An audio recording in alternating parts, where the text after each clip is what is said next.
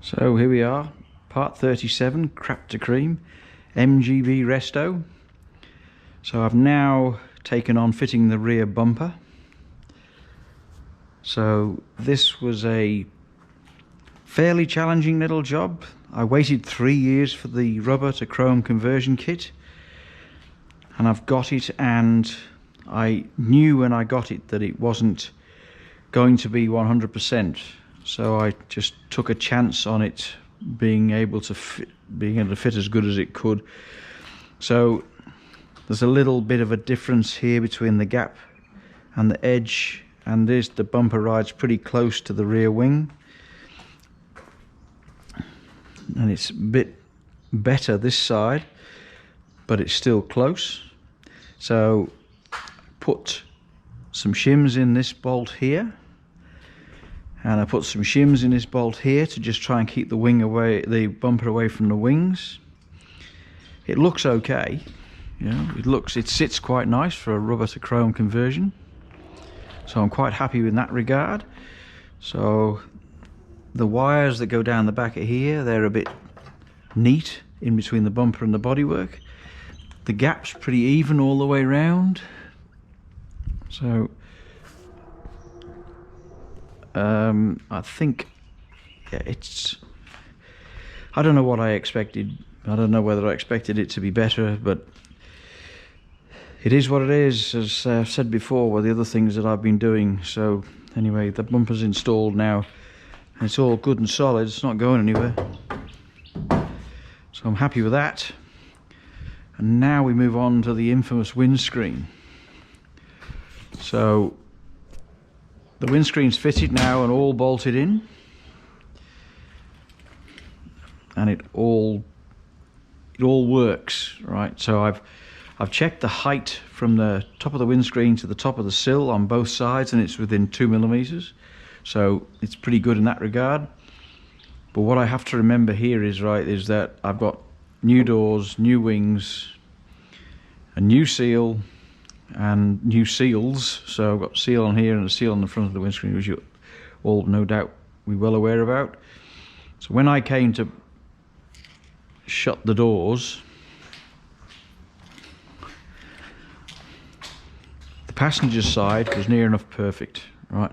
Everything just lined up and it all just slotted into place. Perfect. No problem with that at all, right? And the gap's pretty even all the way down here. The gaps on the doors are all good. It's all magic. This side, so the gaps around the door are all perfect, together with the seams, the gaps around the front and the back. But when I came to shut the door, it's a bit tight here in comparison to here. So when I had a look at where the quarterlight sits, the glass of the window was sitting 3 or 4 millimeters further forward, and this quarterlight was sitting 3 millimeters further forward on here. So it's not always the screen that's at fault, and it's because everything's new, right? I didn't know how it was all going to fit. But anyway, this isn't. I put some spaces inside between the quarterlight and the, what you might call the datum point inside the door, to push the quarterlight back 3 mil. So I've pushed that back 3 mil. I've closed this gap up now, so it's the same as the passenger's side, and the door shuts fine now. As you might, there's a tiny little bit of movement, right? But my fear was, right, that it was going to be tight at the top and loose at the bottom here, and then I'd have to push the screen up. But it's the other way around. It's tight at the bottom, and the screen is as far forward as it'll go. I've tried everything to move it further forward, but then I'd have to tilt it back to get it in. But when I measured from between here to here and the top of the sill, it's within, you know, like a couple of millimeters, 3 millimeters of the other side, which is perfect. So my assumption, right, is that it's to do with the door, the quarterlight, because these gaps are all good.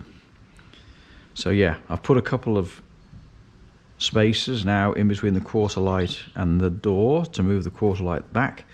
I let the screws go inside the door to move the whole window back 3mm, and it all seems to work a lot better now.